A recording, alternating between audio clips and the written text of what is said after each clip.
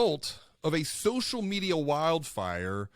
It started as a small spark, but it really quickly spread and grew to take down an entire financial brand.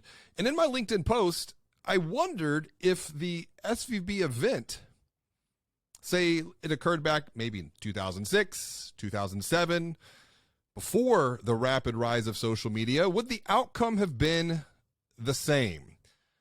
Put another way, what we have observed with the SVB collapse was the first ever digital bank run. In fact, this was not even a bank run. It was more like Usain Bolt doing a gold medal sprint at the Olympics, making bank runs of the past look like a leisurely Saturday 5K in the park.